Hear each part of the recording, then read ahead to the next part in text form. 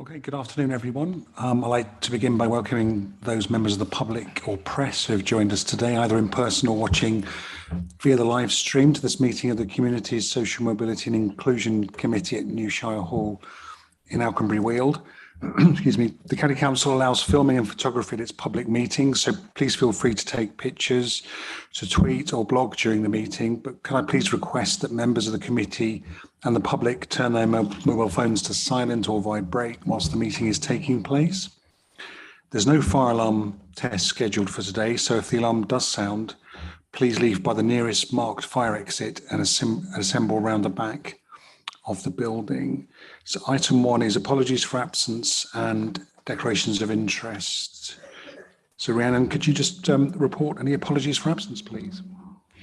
Hi, yeah, so we've had Councillor Prentice, Councillor Billington, Councillor Hathorn and Councillor Nethsinger send their apologies. So instead we're going to be welcoming Councillor Gowing, Gardner, Daunton and Coots to substitute them. Thank you. Thank you very much. Welcome all. And does any member wish to declare a disclosable pecuniary interest or non-statutory disclosable interest at all? Anything? No? Thank you. Item 2 is we're being asked to approve the minutes of the meeting that we held on the 10th of March as a correct record.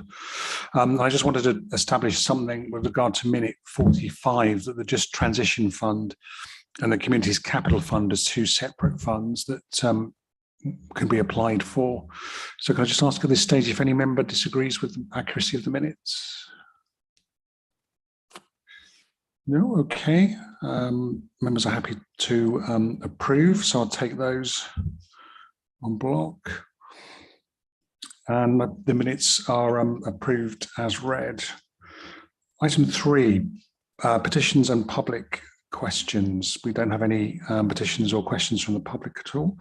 So I'll move on to item 4, which is the Household Support Fund.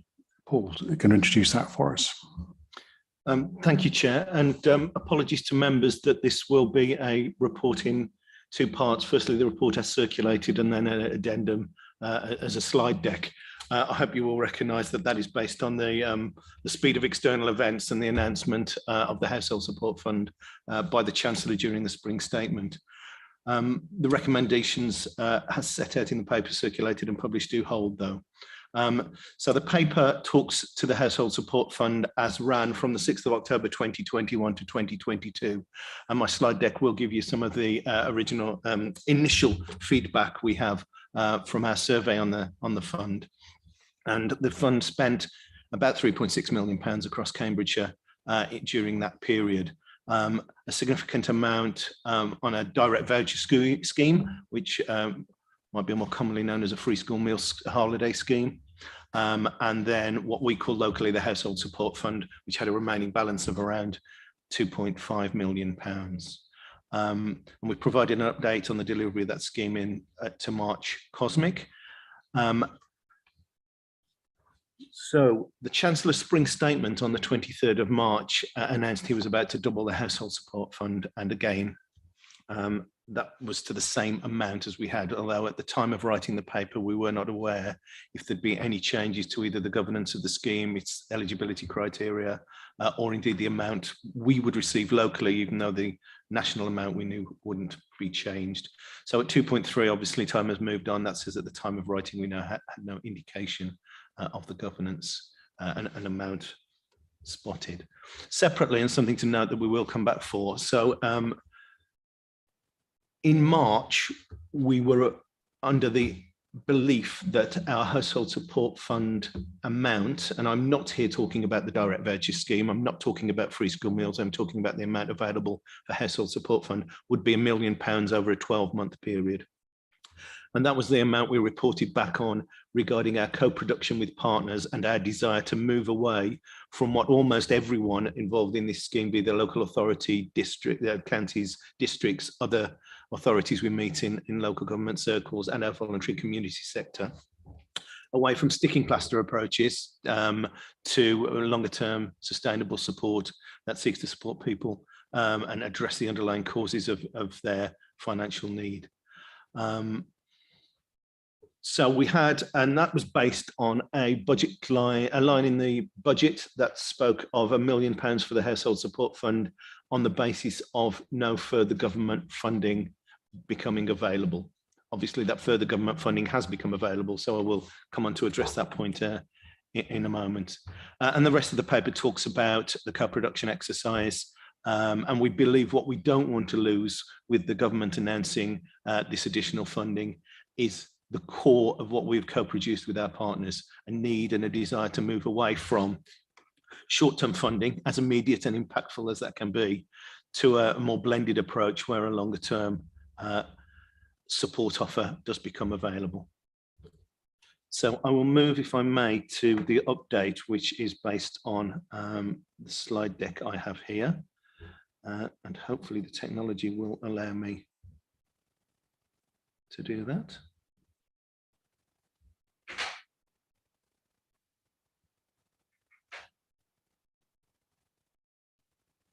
Indeed, we have it. I'll make that larger. So some of this preamble is the same. The announcement was on the 23rd of March, and the expectation is now clear that the fund will run from the 1st of April to the 30th of September. So again, a repeat of a 6-month period. It's now clear that the Chancellor's announcement that the fund would be doubled meant it would be repeated. So yes, doubling in total, but we have the same money for a 6-month period. The draft guidance was published on the 1st of April, so the day we were supposed to launch the scheme, and a follow-up webinar from the DWP on the 7th of April. And the criteria, members will recall, for the previous Household Support Fund was relatively broad, but with an expectation of the focus on energy, water and food support. And that broadly remains the same, although as members will imagine, there's a further emphasis on energy. We cannot use the fund to support housing costs. We cannot use the fund to support advice services. And the DWP have asked us to keep admin costs as reasonable and as low as possible, but there is no ceiling. So our allocation in Cambridgeshire, across Cambridgeshire, is £3.5 million to be spent by 2022. There is a requirement, a third of that is spent on families with children, and the significant new element is that a third must be spent on pensioners. And that has thrown us quite the curveball in terms of where our planning was, and I will come on to that in a moment. And their phrase, households genuinely in need of support. That's a DWP phrase, not a Cambridgeshire phrase. And that's based on eligible spend rather than allocation. We are seeking clarification on that, but it seems to imply if you can't spend your third on pensioners, you need to match the spend on the other elements and not make it up in other areas. So unless we can find the third to spend on pensioners, it may limit our spend in other areas.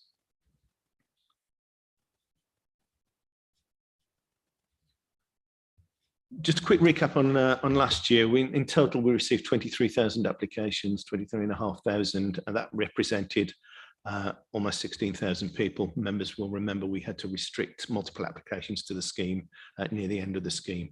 And that spent about £1.9 million on vouchers, with an average value for each funded application of around £115. Additionally, we introduced a universal credit £20 voucher for those who are on universal credit, and 6,200 people received that benefit. To give you an indication of the scale of the problem that we now face in finding people eligible for the new scheme, here is the age profile of those who received support from the first Household Support Fund. And you will see out of about 16,000 I mentioned, there are probably about 600 or 700 people above the age of 65 who received support. Part of that, we've reflected on this data. Part of that may be that we had a primarily web-based application scheme, although I will remind members that that was wrapped around with our trusted partner approach, where people who couldn't apply online could apply through our trusted partner network. There'll also be an issue most people recognise, or many agencies recognise, of this age group being more reluctant to apply for support if it's not automatically paid to them.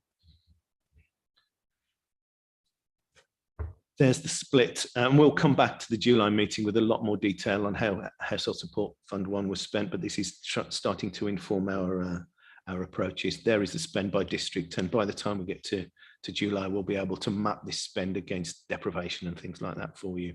But broadly, there is a split of the number of applications by district and the amount of spend by district. As you can see, relatively few applications from East Cambridgeshire and spend there.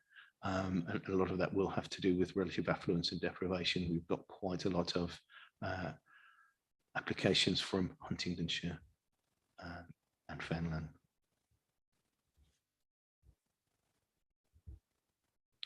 We have sent out a survey to those who received support, and we have had a 15% response rate, which is good for this kind of survey, about 1,300 responses. Everyone was invited to respond that had provided us with an email address, and an issue that members mentioned earlier at the last meeting about going back to those who've received support. 97% of those who responded said they were willing to be contacted with further offers. So that's something we're trying to build into more and more of our approaches.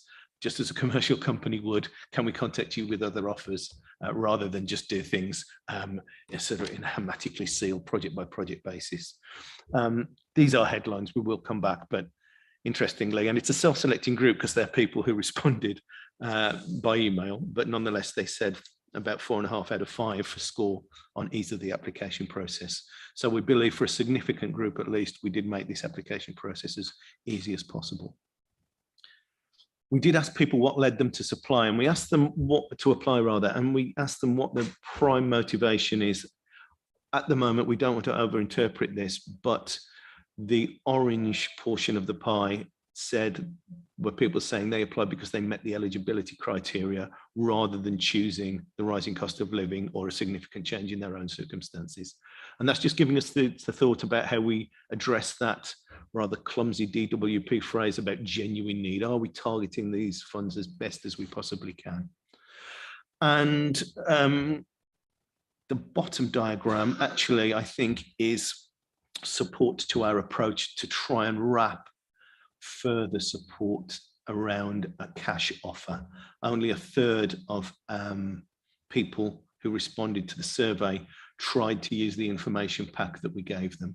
So in recognition of the fact that this was just a one-off payment or just a payment, we tried to say, here is further support that's available. 2/3 of the people didn't try and use that at all. So the work done to develop our local response is still the right work to be done, we believe, in trying to wrap around a more holistic support offer around a cash payment, but we do need to think about the new requirements of the scheme. And based on the wording, the full council budget motion, the impact on the draw from reserves needs to be addressed at the next Strategy and Resources Committee. What I mean there is the full council motion said that we were being awarded the £1 million on the basis of no further government funding being available. So you could argue that that means the £1 million now falls, but we want to put that back to Strategy and Resources and seek that resource. And the reason is this. If we look at the total allocation of 3.6 million, we will be spending during the period April to September 1.96 million on free school meal vouchers. That's 55% of the available spend.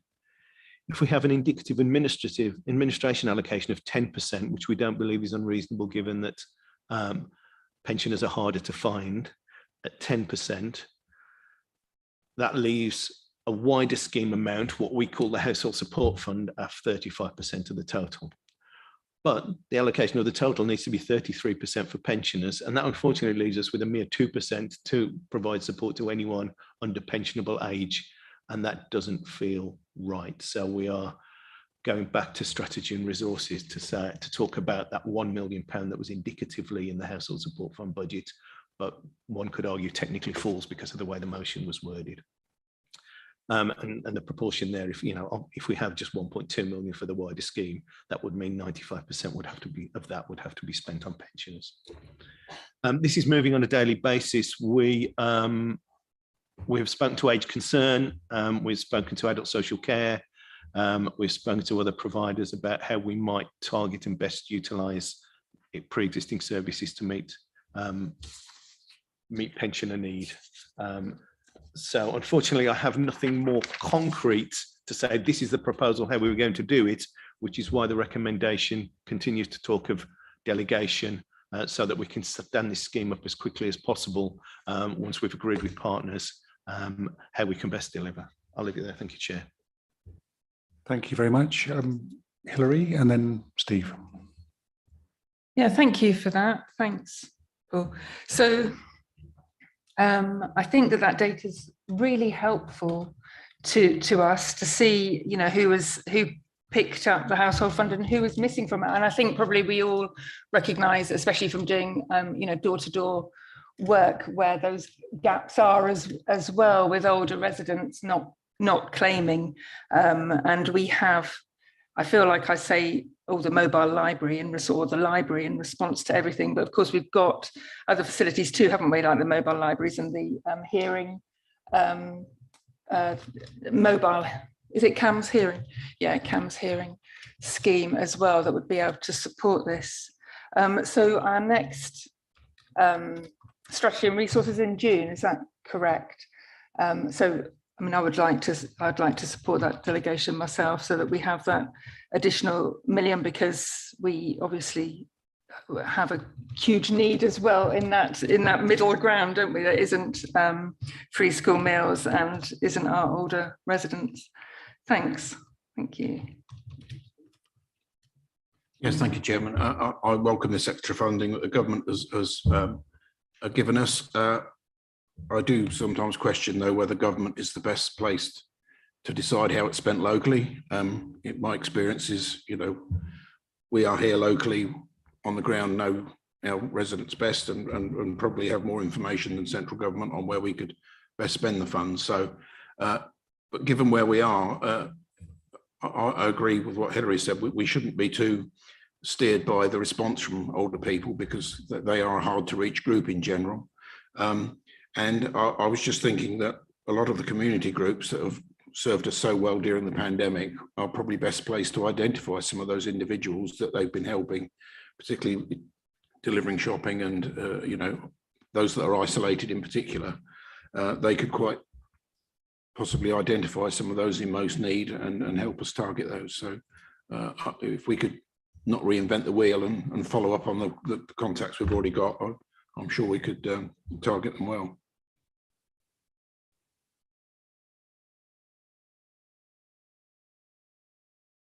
Yeah, thank you, Chair. 2 questions, if I may.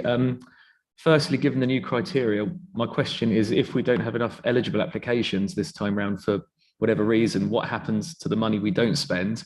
I'd imagine the answer is it will go back to government. So therefore, I'd probably echo what Steve and Hilary have said, that, you know, please let's find a use for it. And 2, just regarding the stats that you showed us on the screen for the first round, as it were, I just wanted to drill down into why there are so few applications in East Cambridgeshire. I don't know if we have any data around that. I mean, I'm assuming the fund is divvied out on a first come first served basis, rather than taking in applications and then handing the funding out.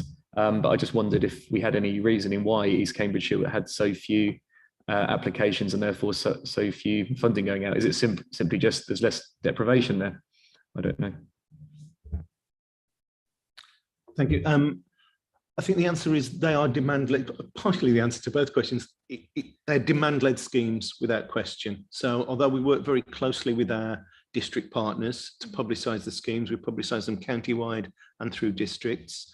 We also have a trusted partner network which remains open. So the trusted partner approach means that people don't have to apply to us. A community group or in some ways a department of a local authority or a district council can identify someone in need and effectively instruct us to pay. So it takes the clue in the trusted element, takes our assessment part of it out completely. And some districts do that more comprehensively than others, I think it's fair to say. There will undoubtedly be a deprivation element in there, but there's no element of getting all the applications in and then deciding. We have continued to support, and the scheme is still open now, as was running just before the 31st of March. It's still available. It's still available to the residents of East Cambridgeshire and anywhere else as we speak today. happy to bring more detail on that, on any district and all districts. In terms of the amount of money, it's not a grant to us that we spend and then have to reimburse. It is a reimbursement scheme, so we can claim what we spend in effect. And the difficulty on a demand-led scheme, rather like landing a aeroplane on a very fast-moving aircraft carrier, we don't want to fall short and not claim enough money. Neither do we want to overshoot and put a hole in the council's finances. So that's why we're constantly looking at eligibility, and we had to tweak the criteria. There is some uncertainty at present. There is a way of reading the guidance that says that we can spend, that not being able to find pensioners should inhibit our spend in other areas. But DWP in a meeting did say that no, a third of the spend has to be. So if you can't spend enough on pensioners, you have to ramp down your spend elsewhere, as I mentioned earlier, and which seems unlikely, I have to say. Our current feeling is that we might have been unintentionally misinformed there, but we're seeking clarity on that. Sorry, Hilary and then Claire. Thank you. Just wanted to, I went to the Full Stop Poverty event in March recently, organised by Officer Kerry Tonks, which was really helpful. Actually, a lot of partners and officers there to chat through their experience of being trusted partners and delivering. And I think that, you know, the more that we can keep talking about it as well, Henry, to make sure that people are applying and that our trusted partners, we build up that bank of trusted partners. I think there was some feedback about sometimes people needing money very swiftly, like the same day. So I wondered if some of our trusted partners could maybe have a bank of money they can use and be reimbursed, perhaps, so they can do that same day payment. And also there was some feedback around issues around digital connections, which probably also excludes some of our older residents. Well, it'll exclude a few different residents, won't it, I'm sure. Thank you. Claire, you're next. Yes, thank you. So the new amount of funding covers 2022-23. So it will cover the winter period. That's correct, isn't it? No? No, I'm afraid not. It's a 6-month period, so it just covers up until September. Okay, so my question really was going to be about energy spend, and particularly for pensioners. And I suppose that would be the area where pensioners would most, particularly the older end of the pensioner group, who would be spending more time indoors. So part of that time probably or possibly would be a time when they would be spending more on fuel costs. And at the moment, we're not really sure how the level of increase of those fuel costs are. We know that there's going to be a massive increase, but we're not quite sure how that will impact on pensioners. So I don't know if there's any guesswork being added into your calculations. In terms of our calculations, I mean, and a quantifiable figure, the answer is no, to be frank. I mean, what we do know is that pensioners do have a disproportionate impact, are disproportionately impacted, apologies, in terms of fuel costs, because as you said, they tend to stay indoors. The amounts that we spend are targeted towards fuel costs. We looked very closely at whether we could actually target money directly towards fuel bills and to energy providers. The multiplicity of energy providers in the market, although there are less than there were, doesn't make that an easy thing to do. And we ended up issuing effectively cash vouchers to pensioners. And even if they say it's for fuel, of course, then or to anyone in the previous scheme, and that can be utilised as a contribution towards fuel.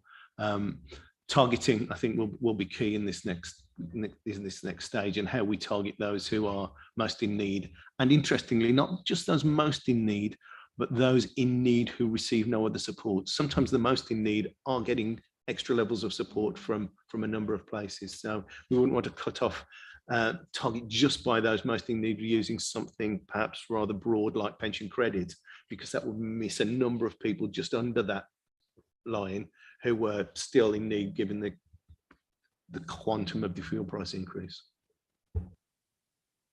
Thank you. Philippa?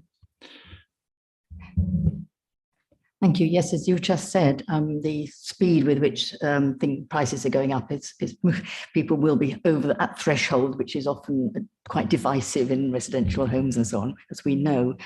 That's quite a good thing insofar as we can identify them. That's obviously bad for them. It's identification and making contacts with people who may not be surfing the net all the time, but might be listening to local radio, might have it on all the time. My question really is about, are we using local media, that is in radio and newspapers of the, where people are reading them, likely more to as pensioners perhaps? So the honest answer to that is at the moment, no, but of course we are still designing the scheme that are focused towards the pensioners, and I think we would certainly look to do that, absolutely. So what we need to do first in the very short term is stand up the scheme. Now we have a scheme as I've just described, but of course it's not well targeted to pensioners, so we need to tweak the scheme to make sure. Part of that is in our conversation with Age UK, who we would, to address Councillor Cox-Condren's digital point, we're envisaging supported applications through phone lines rather than digital applications. To address Councillor Crizzle's point, other community groups and voluntary sector groups, not just Age UK. And then once we are clear about the offer and what that offer is and whether it is a cash voucher or if we can get money directly into bank accounts through BACS, which we want to revisit, which is too problematic previously, but might be more appropriate for this particular cohort of people, then we really run the comms plan out, I think. And I think we will start by identifying those that are easy for us to identify. Those who are in receipt of adult social care, those who are in use of Age UK services, because we can do that quickly and then build around that as quickly as we can a comms plan that utilises local radio and other sorts and other organisations, our own communities teams, etc. If I may come back on that, what I found really useful with Household Support Fund was the combination of a poster with a QR code. And the nice thing about QR codes, of course, is that we can change what you find by scanning it. And it's something that somebody can do for somebody else quite quickly. People may not be actually excluded from websites, but may find them hard to navigate. And those same people might not be very confident on the phone if they can't hear very well, or they have to hang on listening to music for a long time and need to go to the loo. So that, there's all sorts of things I'm sure we can all imagine making it difficult. So the more we can make it routine on local radio and QR codes in the local paper that people are likely to be reading, let's go with that. Even if it's a holding thing on a QR code, also, that will then be known to people working in the trade, Age UK and the local voluntary services, knowing that there is that they can go to. Thank you. Thank you. Ian, you're next. Thank you, Chair. Just 2 points, really. Well, with regard to getting out to the pensioners, in the rural areas, like where I represent, one of the best ways you could do that is by using the mobile library service. So I think we do need to look at that. And if you also put the information into the local community shops in the rural areas, such as Graffham, which was very successful in getting out, supplies to the elderly during the COVID pandemic and what have you. So if that information is in the community shops in villages, then I think a lot of the elderly will be prepared to look at that from what's gone on with regard to the COVID pandemic. So, they're used to going in there and getting assistance. So I think that's somewhere they would look. So, if you want to try and get it out to more elderly population that perhaps don't use their computers quite as much as other people, then that might be a way of doing it. Really helpful, thank you. On my list, which is growing helpfully. Thank you. Anybody else have any questions or comments? Jan? Chairman. Have you actually done a press release on this yet? On this new funding? Short answer is no, for the reason that we want to frankly smooth demand until we have the ability to meet that demand. If we do a press release on it now, we will get we believe we will get a lot of inquiries, including member inquiries, I'm sure, saying, how do we access this fund? And as we sit today, the honest answer is we don't, not the enhanced fund that I'm sure we will end up having for pensioners. As of today, anyone applying would receive a one-off element of support for the household support fund as we had last year, which at the moment, as I said, is averages £117. It might be more than that in a couple of weeks' time once we've sat down with Age UK and worked out what support it is. So if we push people in now, they would go through a pre-existing system that might have a differential benefit than one that we stand up in a few weeks' time. So can I ask you, when do you think it will be available? As soon as we can, which is an unhelpful answer. I was going to say, that doesn't tell me a thing. In the fullness of time. No, I think there are things that you can imagine that we have to do appropriately. The council's constitution and standing financial instructions will require procurement waivers and all sorts of other things if we stand this up with Age UK. If you're pushing me on a date, which is fair enough, I would say we'd very much help to have the bespoke, if I can call it that, pensioner element up and running within a month. What I was going to say, we do have a very large event on the 24th of April, St George's Day, and the County Council bus is actually coming, and we do get throughout the course of the day between 5,000 and 6,000 people. And if you've got any leaflets or anything, it would be useful.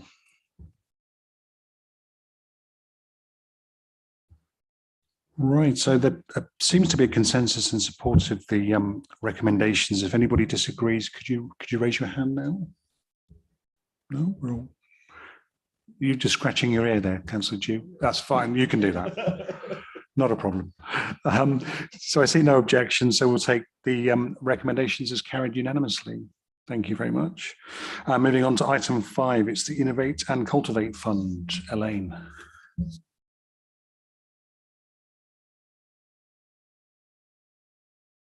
Thank you, Chair. Hello, committee. Nice to see you all again. So this committee is very familiar with the Innovate and Cultivate Fund, so I'm not going to repeat the detailed background in the paper, but as a very brief reminder for you and anybody else who may be viewing this meeting, the Innovate and Cultivate Fund in Cambridgeshire County Council has been running for a good few years now and had a total committed fund of 2.3 million. So this paper sets out for you the outcome of the 30th of March recommendation panel for the fund, as well as updating committee on progress made against the recommendations agreed at committee meeting of the 2nd of December regarding the future of the fund. But with your permission, Chair, I will just talk through the outcome of the recommendation panel first. So the recommendation panel considers all applications to the fund. The panel is made up of 7 elected members from this committee, and thank you to all of you who take such an active and passionate role in that fund. It really is very valuable for us. You're politically proportionate to this committee, and we also have officers there, senior officers who represent our adult social care, children's services, Think Communities, and of course our heads of finance, plus a representative from Cambridgeshire Community Foundation. So the panel process, for anybody that is not quite as familiar, is that the service leads who've usually been working with the applicants pre-application to help develop their thinking, or have that service expertise on the projects, talk through the application to the panel. The panel have time to discuss each application, ask questions, and then after that time, each panel members independently score each application. The scores are collated by Cambridgeshire Community Foundation, who administer fund. They validate and calculate the overall panel score. And then those projects that reach the minimum pass mark are then recommended to this committee for final consideration. So at the recommendation panel on the 30th of March, we considered 21 applications to the Cultivate funding stream, and that's where grants are available for between £2,000 and £15,000. And applicants need to meet the criteria that's mentioned in your papers at 1.6. So the outcome of that panel is that 13 of those applications reach the minimum pass mark, and that's what we would like to recommend for funding and are reporting to you here at this committee for final decision. I will very briefly go through each of those 13, just so that this committee is confident that you've had that explanation of each of those recommended projects. And I would also just like to remind everybody that the fund advertises 7 different project ideas as part of our fund toolkit, if you like. So we call them, or often they're known as the 7 how-to guides, or they're known as seed fund projects, but they're ideas that we've developed over time that offer that inspiration, guidance and support for setting up and running projects that we know strengthen communities and support our vulnerable people. So these are project ideas that have been well developed and thought out. It sets out for the people that are interested how you would go about doing that project, what sort of money you might expect from the Innovate and Cultivate Fund, and what else you need to think about before you embark on that journey. So the first 3 recommendations from today all focus on and meet the objectives of the youth worker model that we advertise there. So they've all 3 of them worked very closely with our service lead from Youth in Communities, and they've developed their projects and have been strongly supported by those lead officers throughout that journey. The first one is from Australia Academy Trust. They've developed a project called St Neots Youth Provision. It's a 2-year project where they've asked for £15,000 towards a community youth worker and a youth cafe. And that will provide that safe space with constructive activities, focusing very much on young people at risk of exploitation in St Neots. The second project is from Cambridge and District Youth for Christ, and it's called Supporting Young People Across St Neots and the Surrounding Villages. That is also a 2-year project, and they've asked for £14,138,053. Their aim is to engage young people who are not attending school or those with low attendance. So that initiative will strengthen and complement the Australia Academy Trust application. And both those applicants have been introduced and are connected and will be encouraged to work together so that the youth offer across St Neots is accessible to all. In both cases, as with all of our projects, the Youth in Communities Manager will continue to monitor progress of all of those applications against their project plan. That's done on a quarterly basis. So we stay in touch and make sure that we're very closely linked in with the delivery for those projects. The next project before you is from Fusion Youth Projects, and it's called Fusion Youth Projects. That's a 2-year project, again asking for £14,574,000 towards the salary of a community youth worker to join the Fusion team in Huntingdon. They're looking at supporting 120 children and young people who will benefit from that funding, 25 of whom with additional needs. And that again meets the criteria for that how-to guide for community youth worker model. The next application before you is from the Blue Smile project, and that's called Survive and Thrive Transitions Workshops. Blue Smile have asked for £13,130 to deliver their workshop across 6 Cambridgeshire secondary schools. They will work with children of up to 13 years of age who have emotional problems or poor mental health, and they primarily operate in disadvantaged areas. So that project will be delivering their workshop across 6 Cambridgeshire secondary schools, and those schools will be identified with assistance from the County Council based on assessment of the highest need. The next project for you is from Deafblind UK. They've asked for £14,828 to work with 120 people from across our county through their early intervention project. It's felt that this project could potentially reduce the level of misdiagnosis for somebody who is deafblind, and particularly for people with learning disabilities or other additional needs. Find Your Wild is a project who have submitted a project called Wild Wellbeing for Carers, and they've asked for £7,342 over 1 year to develop their Wild Wellbeing for Carers project. This project has the potential to help prevent, reduce or delay individuals from needing care and support, and importantly, reduce the incident of carer breakdown. And we have been seeing more of that throughout the pandemic, and of course, more recently as families struggle. The March, Make and Mend project is one that kind of does what it says on the tin, really. It'll be delivered in March area. They're setting up a make and mend project to develop a men's shed. They've asked for £2,500 for over 1 year. But as men's sheds features as one of our seed fund project ideas, we've already taken that time to cost out what we would consistently offer people and groups that are wanting to set up a men's shed. And in line, therefore, with that published information, the panel would like to cap the offer of funding at £2,000 in line with the published recommended financial support. The next project before you is from the Mordens Littlington Mobile Warden Scheme in South Cambridgeshire. The Village Warden Scheme is asking for £2,600. They want to relaunch their Village Warden Scheme that covers the villages of Gildon, Morden, Steeple, Morden, Bassingbourne and Lillington. My apologies. The scheme offers support for older people and helps them to live independently in their homes and in the community that they know. So that project has the potential to delay the need for low-level care packages and reduce the need for respite care for its clients. The next project before you is from Cambridge Reuse. The proposal is requesting £15,000 to reduce the economic inequality faced by those on low income, and by offering low-income families things like furniture and homewares that have been donated by the general public. That project is one of a few that wants to cut across more than one geographical area. So this project will cover Cambridge, East Cambridgeshire and South Cambridgeshire, and they're looking to support 1,500 people.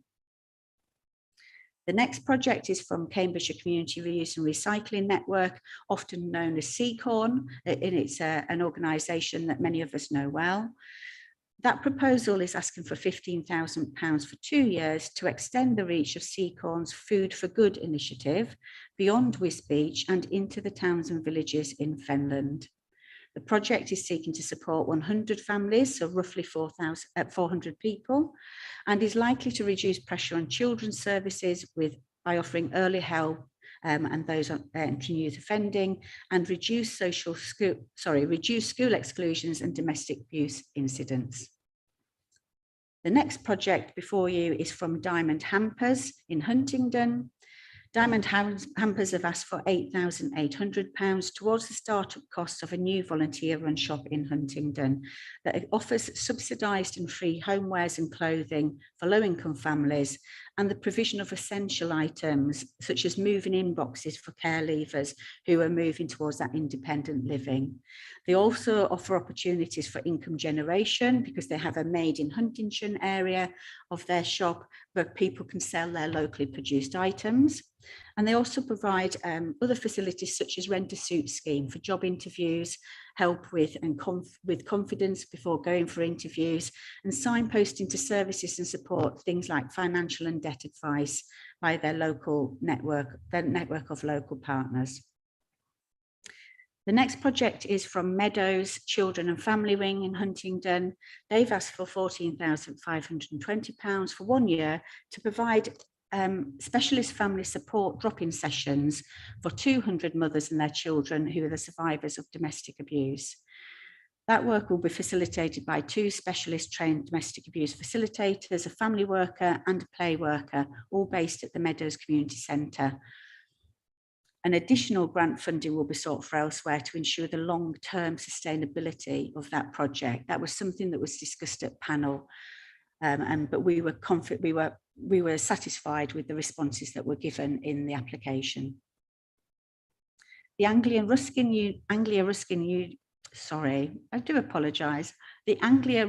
University submitted a project where they've asked for £7,529 towards the cost of developing and delivering workshops on child sex trafficking.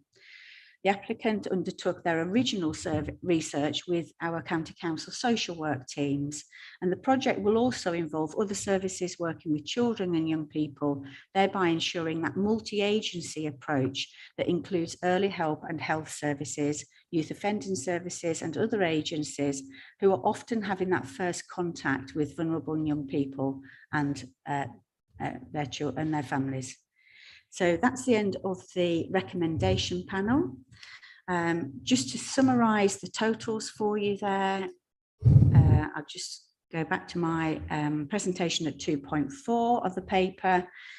If this committee were minded to agree all 13 of those Cultivate applications, then we will have committed grants of up to £2,097,572 over the lifetime of the Innovate and Cultivate Fund.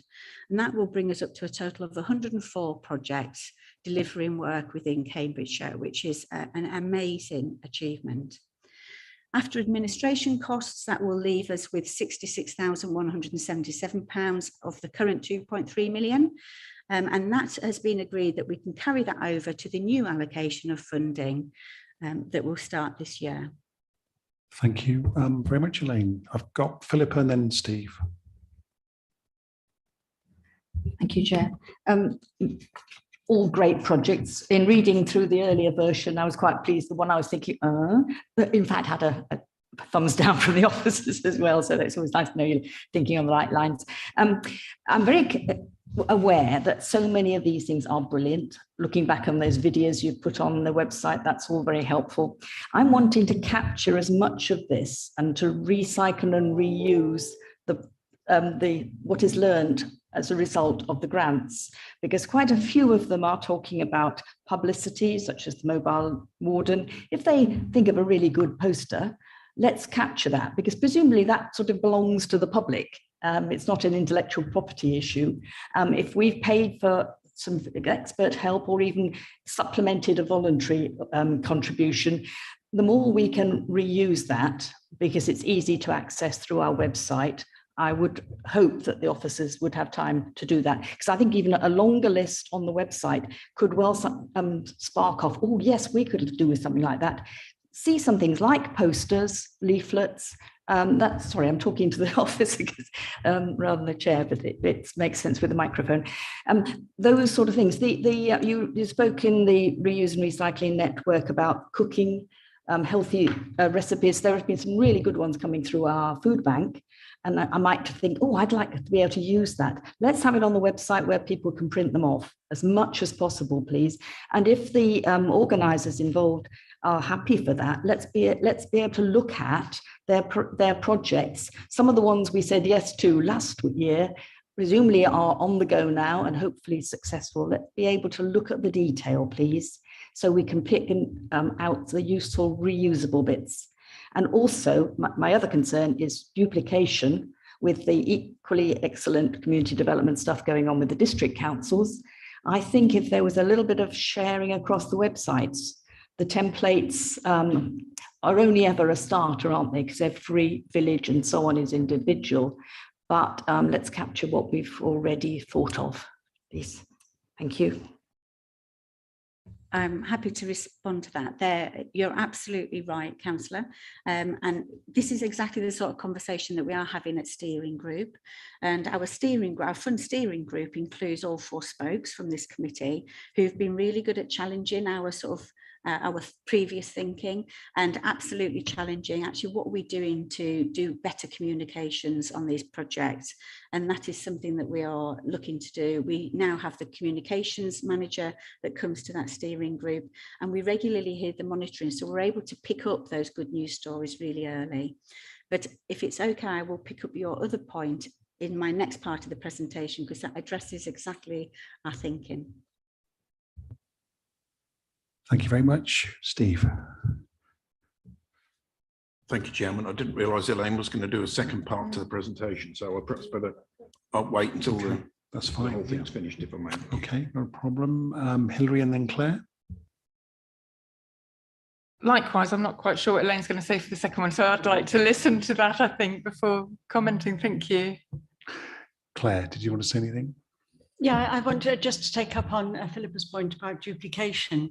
Some of the projects here, if they received district funding, and I think probably 1 or 2 did, would they have to say that? Would they have to let you know? And would that have any effect on whether or not they were successful for this funding?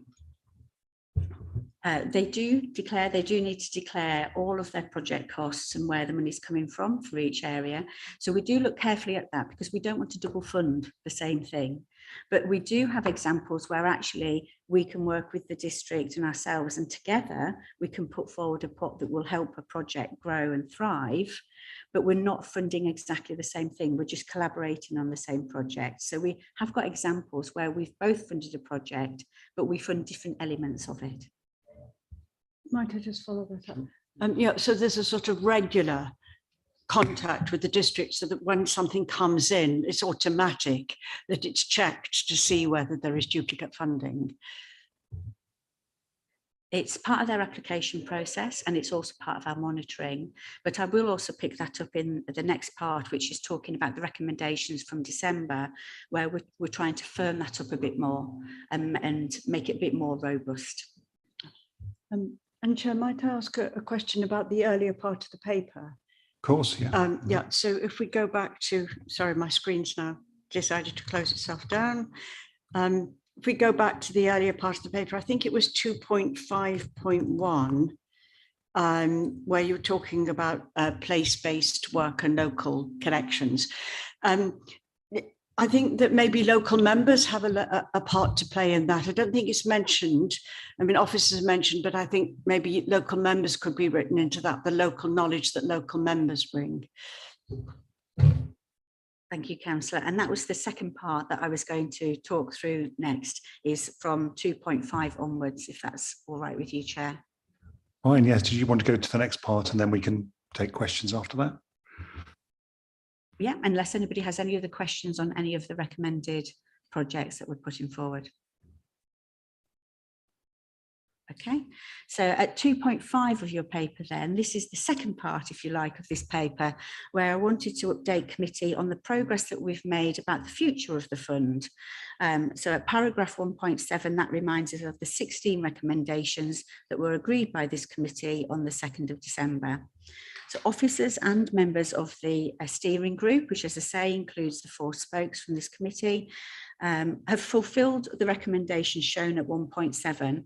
And then as a result of really careful consideration for each of those and for the future of the fund, we would like to suggest further recommendations for 3 of those. And that's shown at 2.5.1, 2.5.2 and 2.5.3. So the first of those was at 1.7D, committee on the 2nd of December asked that we devolve funding to place-based teams. And we've worked really hard as a steering group with officers, with member input, but very importantly, using input from applicants, either previous applicants, those whose projects are finished, but also those who are just coming up through the application process now, to talk about what we're trying to improve there and what it is we want to do, because we all want this fund to really be effective and be efficient.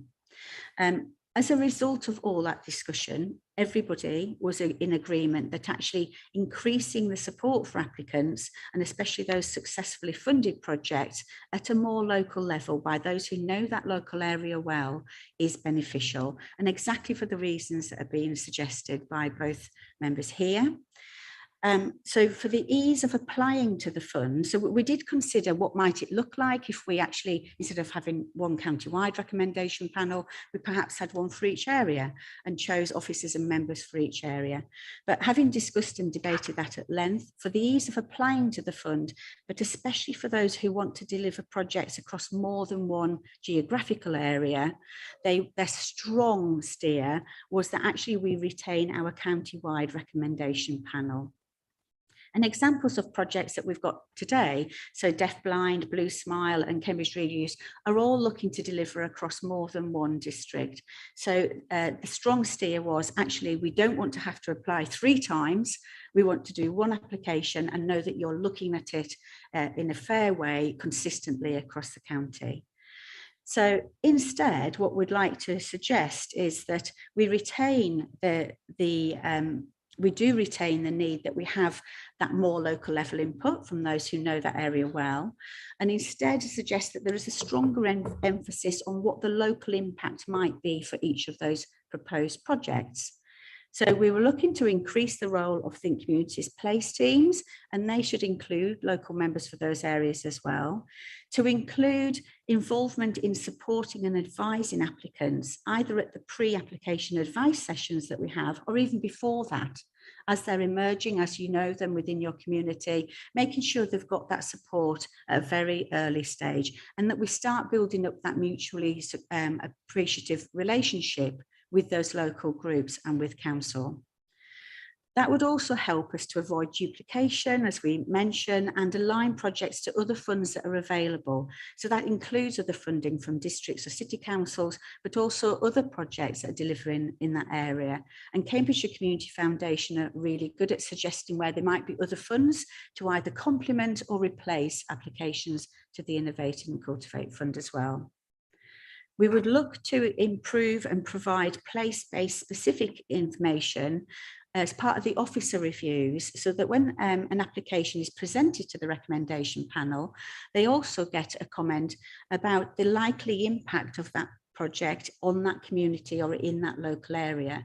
And that's where we'd be looking to either highlight there's a duplication here, perhaps somebody else is already delivering that, we wouldn't want a duplication in such a small area, or it might actually be supporting there's a real good need in that particular area, or there's a good need in a neighbouring area, could the project be tweaked so it delivers somewhere else? And again, it will bring out that really important local specific information. It will also mean that those place teams will continue to develop that mutually supporting relationship with the funded organisations for the duration of their projects. And that's a positive relationship where we're making sure we get early insight on any challenges or barriers that they're facing. We can support them through that so that they continue to deliver good things in our places. And beyond that, the second recommendation from December that we'd like to suggest is looked at again was the one that's mentioned at 1.7J, which is make good use of reserve dates for approval by COSMIC and reduce waiting time for final decision. As you heard in December when we did the annual review for the fund, applicants do consistently come back and say, can you speed it up a bit, please? Can you speed up the decision-making process? Many of these people are applying for £2,000 to £3,000. Some of those projects are things that we've already advertised as, here's our seed fund idea, this is how you go about it, and this is how much we would give out the fund.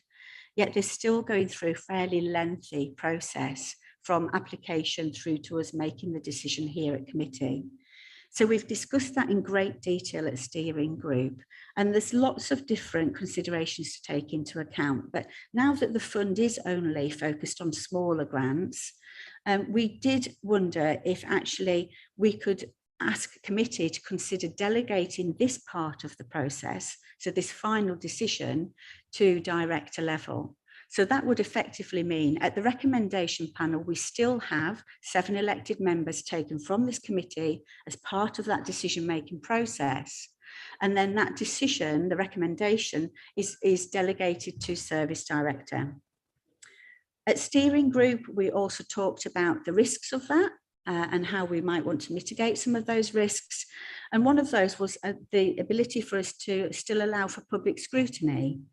So if this is agreed today, we've had 104 projects, and to date, we haven't had any of those that have been asked to be reconsidered. So that's one element of that. However, it still is really important that we allow that opportunity for people to be able to view those projects. So it was therefore proposed that the outcome of the panel and the service director endorsement could be shared with all elected members from council via the committee chair, and then added to finance updates at the next available quarterly committee meeting, and then published as usual on the Cambridgeshire Community Foundation website. Anybody who wanted to challenge a decision to fund a project can still do so via the Community Foundation and Fund Administrator, and we have a well-established process to do that. It would also mean that that publication will happen before it would normally have come to committee, but we would be able to publicise that. And there's still a 2 to 3 week period whilst Cambridgeshire Community Foundation are building up the project model, the grant agreements, and before the money is paid out. It would just shift that part of the process a bit closer to the application deadline. Just a little bit conscious of time. Is there any other points you wanted to make before we? The final one take is just questions? on the Yeah. name of the fund. Thank So you. the very final one is that the steering group would like to suggest that the fund is renamed as Cultivate CAMS for the future fund. And that's the end of my submission. Thank you. Thank you very much. Steve and then Hilary. Thank you, Chairman. You'll be aware how close to my heart this fund is. Fully supportive of it, and I'd like to thank Elaine, to her and her team, for the work that they put into this. Has been mentioned some great bids that we're approving today. It's good that it's being reviewed. Interesting that it's coming up with some of the same conclusions that it did when we first set the fund up. I'm much more keen that we concentrate on outcomes rather than geography. So I certainly wasn't in favour of devolving the funds around the districts as something we considered originally. I'd rather make sure we deliver the outcomes where they need delivering rather than divvy the money up geographically. So I'm pleased with that. The one thing I do have an issue with, Chairman, is B(2), and that's the delegation. I did mention this at Spokes. I think it's been very useful today that we've had in a public forum the list of bids to be approved. We've all heard from Elaine. It's taken 20 minutes, but I think it's been a valuable 20 minutes of our time to go through those bids. So we've all learned exactly what's been approved, and members of the public can be enthused by what they've heard if they wish to, of what's been approved. And also, very transparently, if somebody did have an issue with one of the bids here in public, they have the opportunity to see that and make a complaint. So for transparency reasons and for learning reasons, I think it's valuable that the final recommendation comes to this committee rather than to the service director. And I know Paul doesn't take anything personally from that. As for the delay, Chairman, I think we just need to be more fleet of foot. The recommendation panel met a fortnight before this meeting. We know when our committee meetings are. I mean, we used to meet monthly. Now we don't always meet monthly, but regrettably, but we know when committee meetings are. We need to, when we design a round of bids, we need to work backwards from a committee date so that it can be as fleet as possible. So, I think, knowing that today's was going to be an approval day, recommendation panel was a fortnight ago, just let's design it over a couple of months before that so that the bids are in at a certain time and we can do it as quickly as possible. But I think it's valuable that this decision stays in public, Chairman. So I know others have the same view, and I know we've discussed it amicably. So I certainly wouldn't approve B2, Chairman, but happy with everything else. Thank you. Thank you very much, Steve. Hilary. Thank you. Thanks, Elaine. And you mentioned the active and passionate role of members and officers, and thank you to you for your role. This is great, seeing these bids as we come to the end of this funding round, how many people have been helped by it. And I also think that it's an ideal point to start to reflect on that and look at the learnings. I was just going through the different funding bids, just scrutinising and looking at how equitable the delivery had been, and wanted to refer to the terms of reference.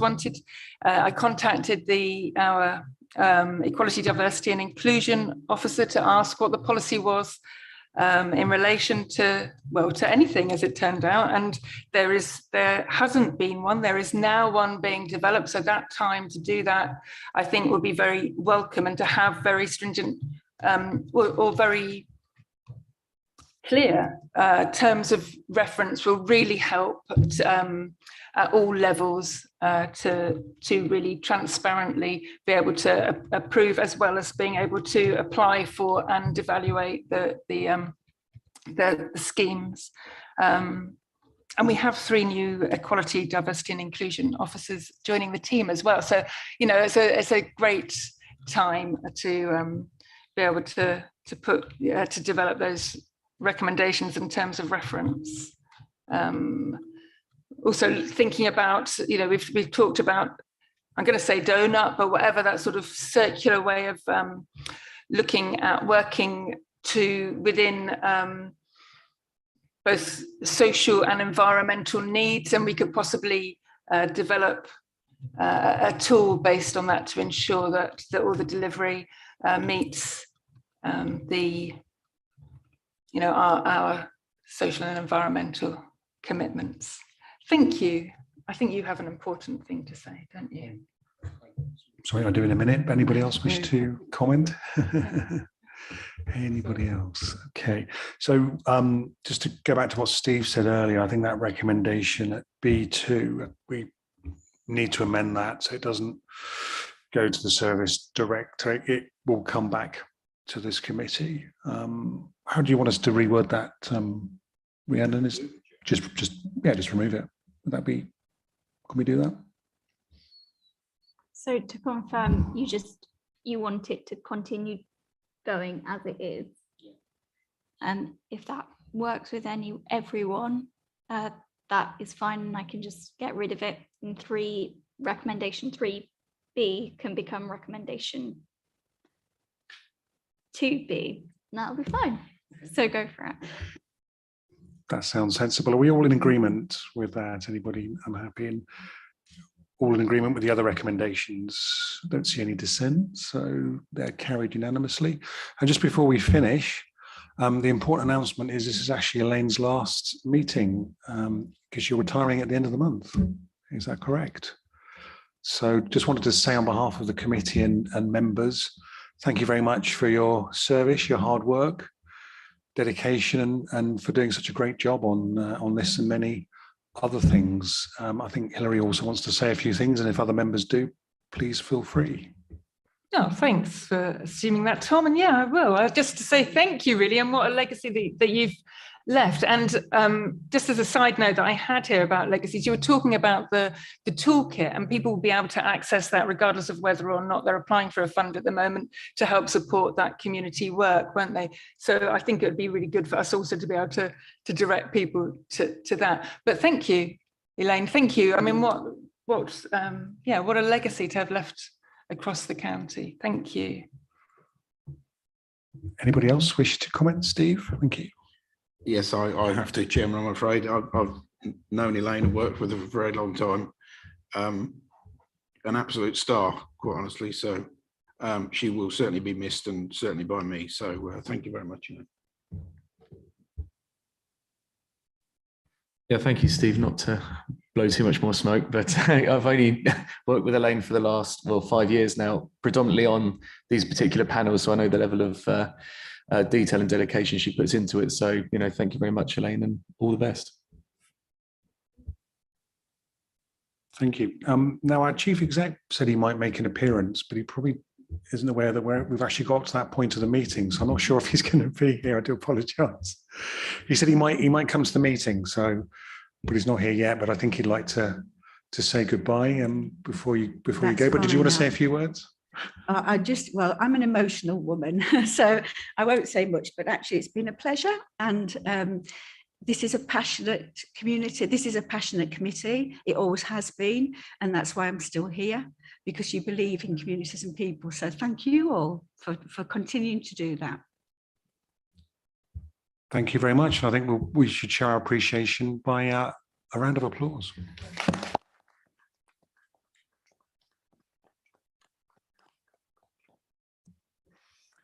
You can stay for the rest of the meeting, but don't feel you have to. Thank you very much, Elaine. Thank you. So item 6, report on the war in Ukraine and the response regarding refugees as well. Paul. Thank you, Chair. So again, apologies. This is a two-part item, which will be a paper supplemented by a slide deck. Hopefully members will recognise this is a very fast-moving area, and the leading times for committee mean that by the time this paper was written, it was almost immediately out of date. But just to speak to the paper, initially, it does set out some of the background to the Russian invasion of Ukraine and the Council's response, the letter to the Home Office regarding the conflict from our leaders locally, the the statement made by Chair of Council at full council, and also at 1.3.4, and I would recommend this to members because it is the most useful and comprehensive and regularly updated source of information for you all and anyone concerned, which is our website. It is updated very regularly. New guidance comes out from government almost daily. There's on the schemes, and how we are developing our response locally continues to evolve, and we update that website very regularly on that. So that's the Standing with Ukraine page of the County Council website. I think I'm going to, rather than spend too much of the committee's time, skip to the slide deck and then invite questions because they may be different, and just to allow members to comment. If I can share my screen again.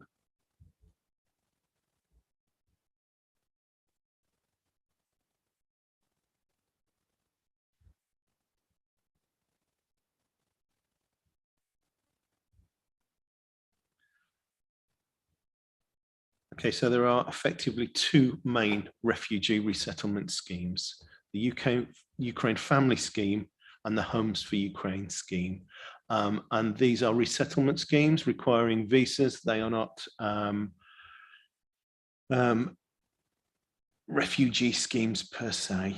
They are visa related schemes. And under both schemes, refugees can work, live and study in the UK and access public funds, that's important, for up to 3 years. And the access to public funds is important because we've already had queries asked with the council, to the council, for people asking for support for refugee arrivals. Those people were unaware that the first thing those refugees could do was register and claim universal credit. So that's part of our response and our welcome pack to try and point out sources of support. So public access to public funds is included within this scheme.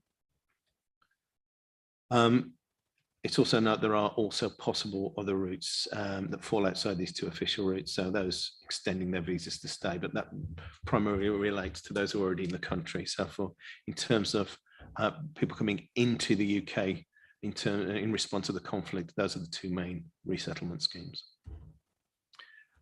The process at present is that a sponsor, this is Home Office and DLUC, Department of Labour, Housing and Communities language, that the sponsor, someone who wants to host a refugee, finds a guest through either they already know them or there is a matching scheme that's being undertaken outside of that, but the sponsor and the guest have to find each other, and then they apply for a visa application can take place. Once that visa application takes place, the Home Office Border Force do criminal record check, basic criminal record checks on those, on both.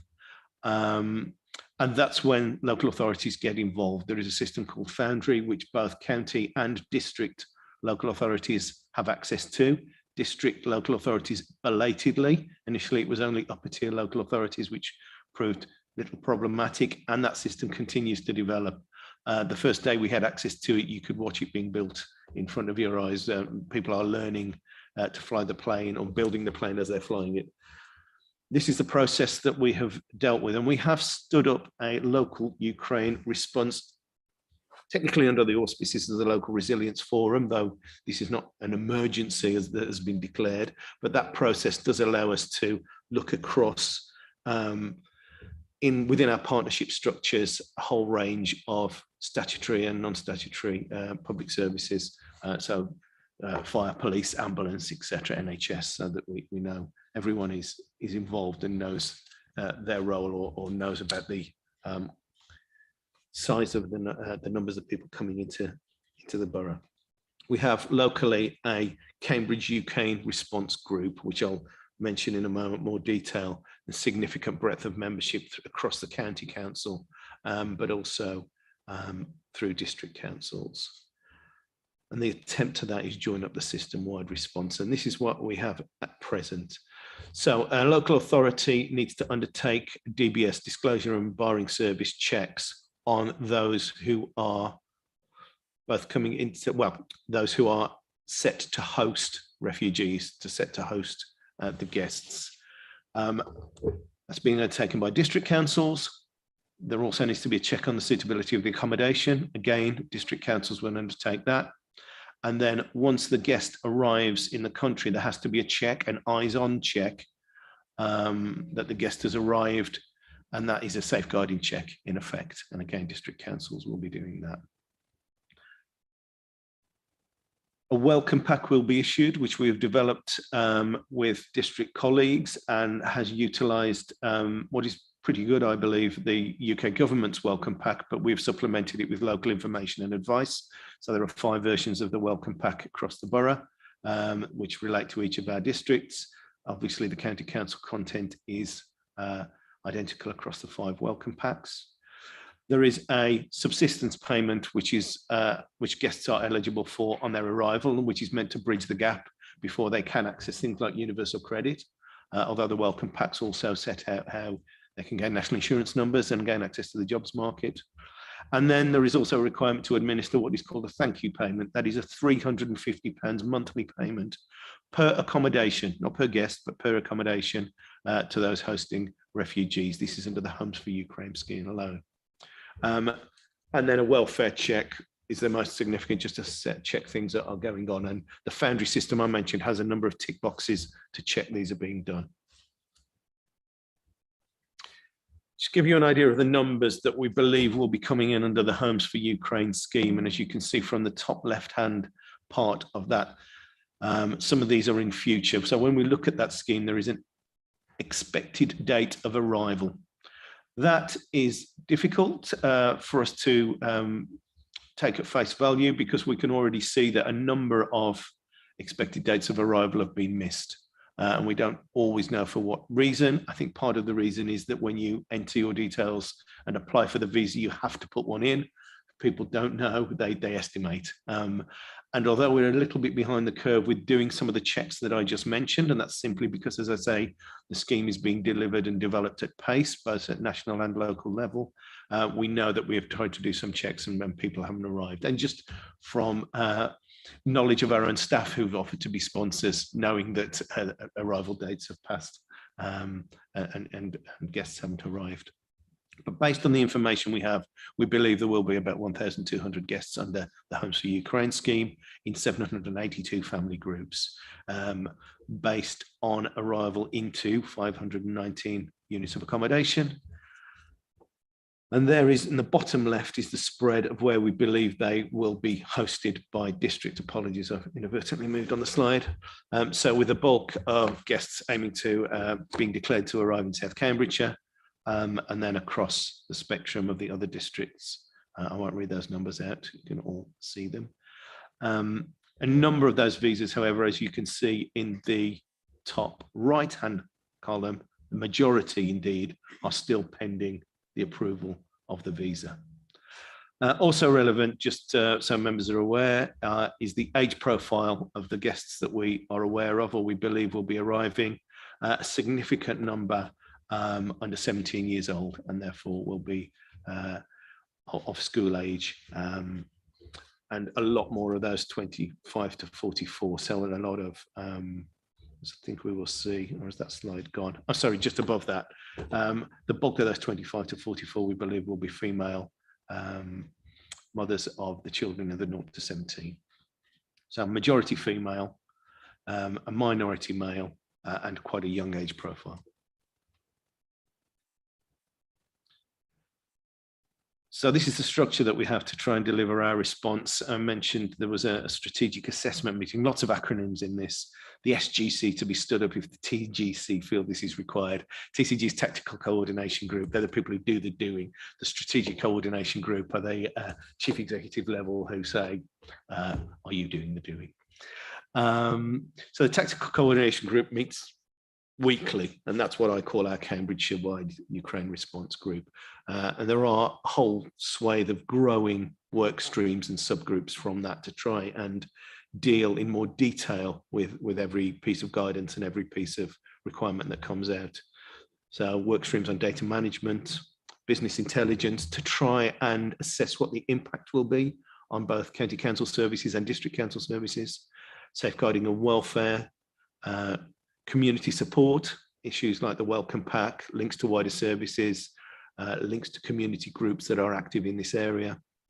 Communication, so that we've got joined up consistent messaging between the council and districts, and also finance. There are, with the Homes for Ukraine scheme, there is a £10,500 in year one per guest that comes to an upper tier local authority, the county council. Obviously that will need to be split with our district council colleagues. We await guidance on a tariff for how that split looks like, to see where we believe the greatest impact will lie. Separately to that 10,500, there is an allocation for education, which will come to the county council. £3,000 for early years, 6,500 for primary, and £8,755 for secondary, and that includes those with special educational needs and disabilities. Okay, thank you. You want me to stop? Am I running over? Sorry, Chair. Well, I'm a little bit conscious of time. Okay, can I just skip to the last slide then? Okay. Just to mention the other element of the scheme, which is the family scheme. Another way of bringing people into the country, I mentioned the family scheme. There are about 510 registered Ukrainian adults in Cambridgeshire who we believe the majority might be able to bring people into the family scheme. There is no formal requirement for anyone to register. So these are people we do not know about. What we have done as of today, in fact, we've been working on it, but it's gone on today, is there is a notification form on our website where we're encouraging anyone who is bringing someone over or is arriving on the family scheme to let us know. Two reasons for that. One is so that we can get information out to them, like the welcome pack. Secondly, so we can understand who is arriving and understand our impact on our services, but also to link them with community offers and groups that are active in this area. So I'll stop you there, Chair. Thank you very much, Paul. Any questions at all? Jan, and then Farouz. Thank you. Thank you for the update. I did attend the leaders' meeting on behalf of the Leader of Fen and Council last Friday. So most of this I was aware of. Excuse me. I'm glad to say that the family, to let people know, because that was quite concerning, that people would be coming into the country and you haven't got a clue who they're going to be. So I'm glad you've cleared up that. And the other question was the £350 per month, but it is per accommodation and not per person. We're actually expecting a mother and a 4 and a 9-year-old girls to come in today, to March. So I'm quite surprised that it's such a low level in Finland, 74. Purely based on the information we pull from the Foundry scheme. So in terms of the quality of the information, but that's what we have. And the other thing is the complaints that I'm getting at very, very lengthy time from the time that they actually apply to actually hear anything back. So what the problem is, I don't know. There might be two elements to that delay. One is the issue of the visa itself. As you can see in the top right there, the majority of visas are still pending. The second is once we become aware, we can start the process. We can do the accommodation checks there. And a lot of our inquiries are around, where's my accommodation check? We are, as I mentioned, we are playing catch up with that because of the way the system was built and the scheme was announced before anyone was ready to run it. Thank you, Farouz, then Hilary, then Philippa. Thank you, Chair. I just wanted to, I understand that refugees from Ukraine will have immediate eligibility to work. So are we considering how we reach this group for any vacancies at county council and district councils? Yes, DWPR on one of our response groups. We have had individual offers from employers, but as rather than the council assess the suitability of those employers, because we want to make sure they are legitimate and reasonable and good employers, we've linked that through to the DWP membership of our support groups, our working groups. Sorry.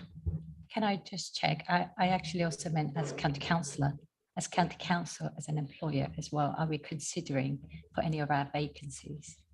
Apologies, I misunderstood the question. That's something I'll take back. It's not, to be absolutely frank, it's not something I've heard discussed. That's not to say it's not going on, but I will go back and check where we are with that. Thank you very much. And just picking up on what you were saying, and really, Jan, and around the visa delays, So firstly, I just wanted to give quick recognition to one of our Cambridge residents called Rend Plattings, who's on day 14 of a hunger strike for protesting visa delays for her Ukrainian friend, who has now received her visa, but she's continuing that hunger strike at the moment, saying that the delays make it look like we are not there in our hearts and generosity to receive Ukrainian refugees. So just reiterating that we are here indeed. And I know that we also follow, for instance, the libraries of sanctuary model, and many of our civic buildings and ourselves as sanctuary, supporting new refugees, but also supporting the hosts to ensure that we keep that visibility and those connections and support for everybody. Just quickly as well, going back to the letter from our Cambridgeshire leaders, calling for the UK government to show greater compassion for those in the greatest and most immediate need. I'm saying this from my heart as well, but I hope that I'm saying on behalf of everybody, when I would like to reiterate that that is to all asylum seekers, however they arrive here, whoever they are, and whatever it is that they are seeking sanctuary from. Thank you. Thank you, Hilary. We've got Philippa and then Doug. Thank you. I am very concerned about school places. I'm sure I'm not the only one here. I thought I was being really quite helpful and clever when I was asked to talk to the Hong Kongers. As you know, there's a government-sponsored scheme for supporting them. And I put up my Cambridgeshire map. I said, put your postcode in, you can see who your counsellor is, who the school is. And really gently, they told me one after another in the coffee break, they couldn't get school places near where they were living. This is a repeat refrain. How can we possibly find a way around that unless the government is going to give us a different way of predict and provide when it comes to school places? And I'm sure there are others thinking along the same lines. I don't expect an answer to that, Paul, but I just want to put it on the agenda because that is going to be key for a family to settle in, for the children to learn the language, and that is such a key thing. It's so important. We must deal with that, and I'm sure the officers are on it already. Okay, thank you, Doug.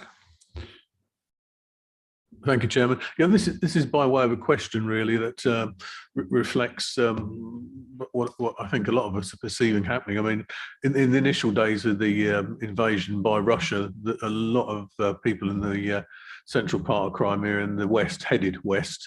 I think from what we're seeing on the press now that the president of Russia has decided to put his emphasis somewhere else, there are people who are looking to go back, which is the intention of a lot of Ukrainians, I think, was never actually to permanently live abroad.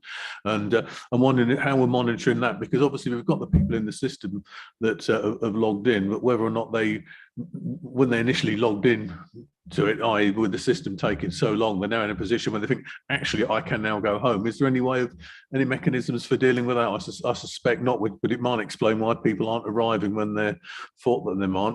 And I do think, it's splendid what we're doing. I really, really do. And I think, I tend to agree with my colleagues that, that these things need to be speeded up. If we've got a commitment nationally to actually, take in Ukrainian or any other refugees, if we've made that commitment, we should get on with it. And I can't ever understand the dilly-dallying that goes on. So I think it's important that that gets dealt with. But as I say, I mean, my dearest wish is that these people actually can return home, not because I don't want them here, because they actually want to be there. And I think we should look to support that in the long run. But, what we're doing at the minute is great. And just any thoughts you may have on the numbers being affected by the change in circumstances. Thank you. Thank you. Yeah, we have heard anecdotal reports of people turning back at, say, the Polish border and things like that. Unfortunately, one of the limitations of the scheme as it is currently administered, as I sort of mentioned in that graph, we have little knowledge of what's happening until people arrive. The arrival dates are indicative. So whether arrival dates that have been missed represent visa delays delays in travel or change in intention is very difficult for us to ascertain. It's also a good point that I must admit I haven't particularly considered about those who are deciding to depart and maybe deciding to return, who are already here. I will pick that up with a working group because of obviously not for only that reason, but you've just made me think that the £350 a month payments for the hosts would need to stop, for example. So I'm sure we would need to be picking that up. But so I'll pick that element up with the relevant officers, who I just want to say, and now we're running short, just thank you to that relatively small team. There's a couple of people working absolutely flat out on this and have done excellent work during the last few weeks. Thank you for that. Thank you, Doug. Claire and then Steve. Yes, a quick question, and that's to do with language. We presumably are in touch with Ukrainians who are living here, been living here for some time. Is there sufficient money in the system to actually pay for people to help with translating and interpreting? I think there's a lot of community goodwill already where we haven't necessarily needed to pay for translation support as yet. One particular case I'm thinking of that involved allegations of coercion or potential coercion with somebody who had arrived. A translator was able to be accessed through the district council very, very quickly, whether that was through volunteers or payment, I don't know. I'm hearing nothing about lack of ability to translate materials or translate verbally based on lack of resources. Certainly the welcome packs are available in both English and Ukrainian as well.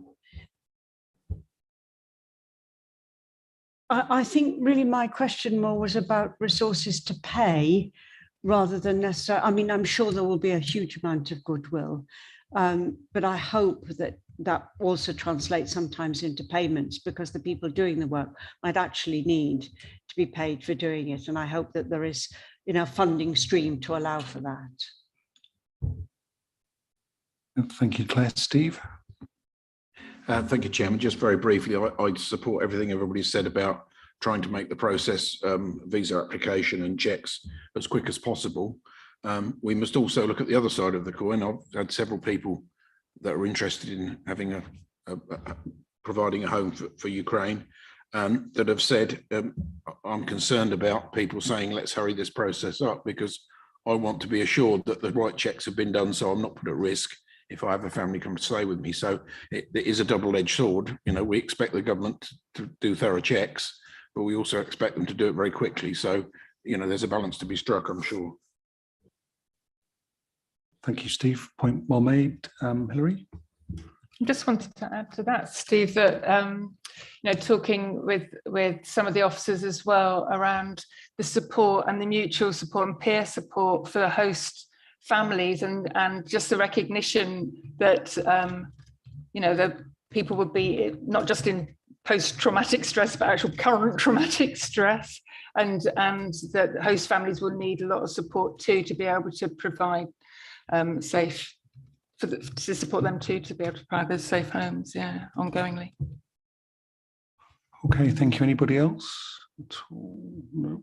So there seems to be a consensus in support of the recommendation here, which is just to note and endorse the actions set out in the paper. I see no objections, so we're happy to take those recommendations carried unanimously. Yeah, thank you. So moving on to item 7, which is the committee agenda plan. Also, we'll look at the action log as well under this item. And hopefully members have had an update from Paul regarding community's capital fund. And something else I think you updated as well, wasn't there? The Just Transition Fund, is that right? Yes, Chair, the briefing that was circulated to members today so that I could meet one of my requirements, at least on the action log, updated members on 3 different things. And I think it is important they are related, but to keep them separate. Although Chair clarified one of those at the start of the meeting. So one was the process by which the 5 million that Cosmic had asked for to be put into the budget didn't get into the budget. That's one element.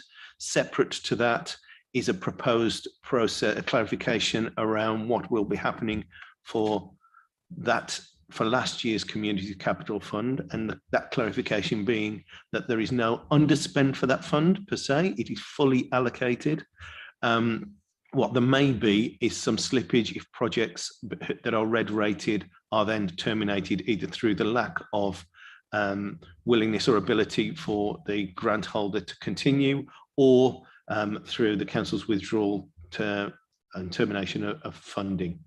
At present, there is £40,000 to reallocate. I know that a figure of 900,000 has been floating around previously. Just wanted to clarify that. That was based at a particular point in time on the total value of red rated projects. That does not mean there is a £900,000 pot ready to reallocate. So it's £40,000 at present with a number of red rated projects. But what we propose to do is bring a paper back to the next COSMIC on a clear and transparent process that involves members to A, look at red rated projects and make decisions to their future, and B, set up a process to reallocate any resources that are available on the back of that, which at the moment is £40,000. Separate to that is the Just Transition Fund, which is separate, and the briefing note set out the criteria for the Just Transition Fund, which is being run through strategy and resources. Okay, thank you. Anybody have any questions on that at all? No. And is there anything else we need to add to the agenda plan at this stage, Paul? Sorry, Jan. Yes, thank you. On the agenda plan for the 21st of July, the fourth item down, decentralisation. If you remember at the last meeting, I asked the question. We had a paper and it's in the minutes as 50. It was a very lengthy paper, but there was no substance whatsoever. So I hope in July we'll actually get some kind of idea. And certainly as the Deputy Leader of Fenland District Council, I've heard nothing more of what you're actually doing or proposing to do. Okay, that's probably because there's not anything to report at this stage, but you will hear in due course. Is there anything else to add to that agenda plan, Paul? That's it, I believe, Chair. Apart from that recommendation that we take an item on the Communities Capital Fund process for the July meeting. Yeah, that's fine. Thank you. And we should just need to conclude this item with some appointments to 2 internal advisory groups. And the 2 focus groups that are being set up for the registration service area. One of them is myself. We also have Councillor Bulat, Councillor Kindersley, and Councillor Hathorn, who are nominated. Does anybody have any objections to that at all? No? Okay, thank you. Okay, yeah. Yeah, that's fine, Steve. Thank you. Thank you very much. So thank you very much. Our next meeting is on the 21st of July. Thank you very much for attending. I'll declare the meeting closed, but I think before we move to the workshop, should we just take a brief 10-minute break, if that's all right, and then we'll come back for the workshop. Sorry, Mr. Chairman, we have to leave. I've got another meeting. Okay, thank you very much. All right, I'll see the rest of you later. Thank you.